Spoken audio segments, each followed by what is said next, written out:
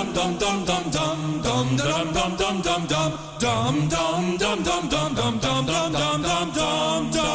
back to the dumbest bill in America. I'm Mark Fisher, and we have with us, of course, Delegate Brian Chisholm. Welcome back, Brian. Great to be here. We're calling this podcast Crime Pays.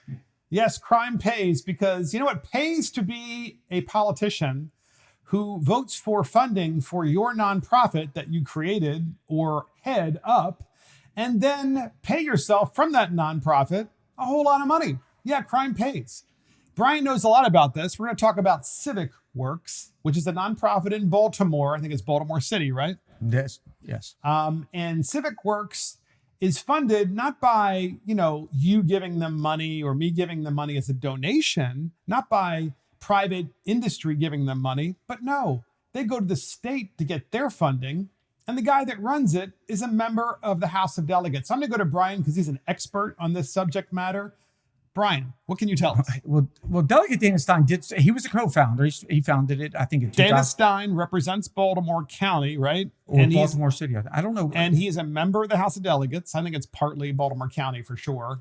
And maybe part of Baltimore City as well, because they gerrymandered all these districts. And so he serves with us. He's also heading up Civic Works. So go ahead. Well, that's what I think set up the red flags. And that's why Fox 45 picked up on this story. It was like, this is a member of the General Assembly that is getting paid a handsome salary. And I made it very perfectly clear. I'm not saying he did anything illegal, but you start to look at this, Mark, and it's like, okay, he's getting paid equivalent of $300,000 a year to run the organization. So what do you mean the equivalent of $300,000 a year? His salary is $231,000 a year.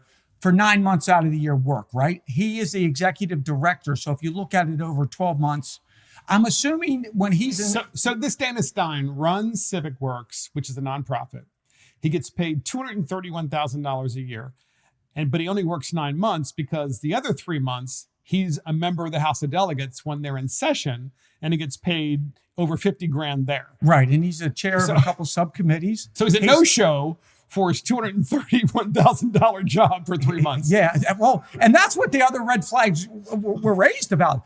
Civic Works, and I really don't know what they do. They might be a wonderful organization, but I don't see that, and I don't think most people. But I've read what they do, and you've read what they do. Yeah, but your point is we've read what they do, but we still can't figure out what they've accomplished, right? Or what they actually, they're supposed to put solar panels, maybe, and they do environmental justice or environmental job recruitment. They teach people how to pick up trash. Right. They even said that, right? They're going to teach you how to keep your neighborhood clean. And they have an education program. They have one of the most beautiful campuses.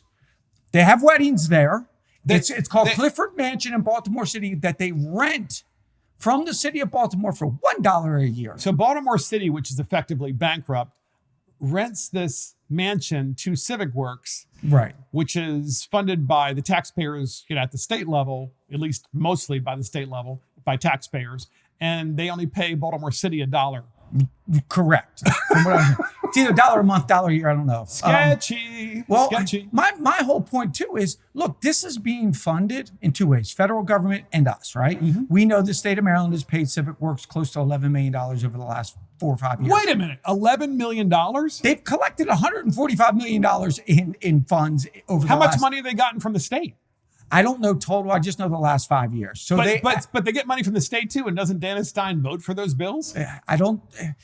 According to Fox 45, he says that he abstains, and he does. He abstains from the votes. Correct. He disclosed that he will not have a conflict of interest, which is tough for me to believe that somebody getting paid that much. Maybe, I don't know. But it's taxpayer money, and he's a politician voting for the taxpayer money to be essentially sent to, of course, among other places, the place where he gets paid $231,000 a year. A vast majority of this money comes from people's electricity bill.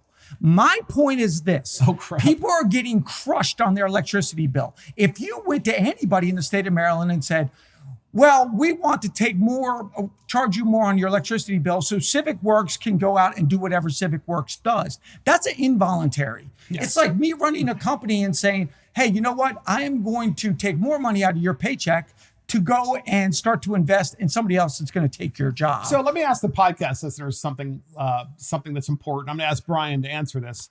So if you run a nonprofit and you're getting paid $231,000 a year, podcast listeners, put yourself in this position.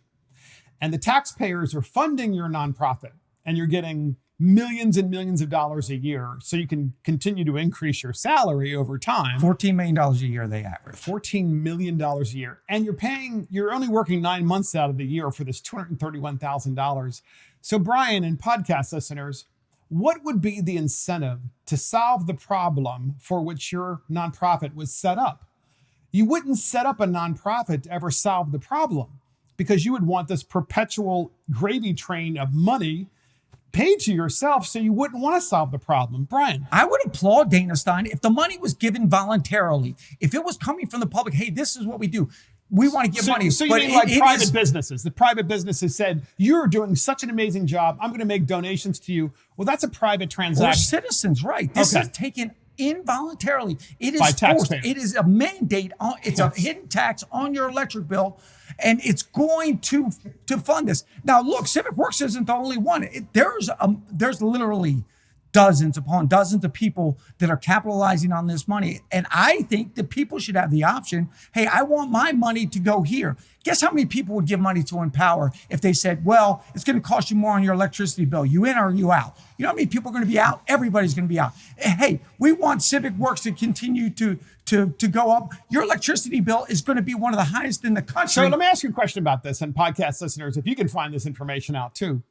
How much are the administrative costs of Civic Works? So you know how you have 60% of salary.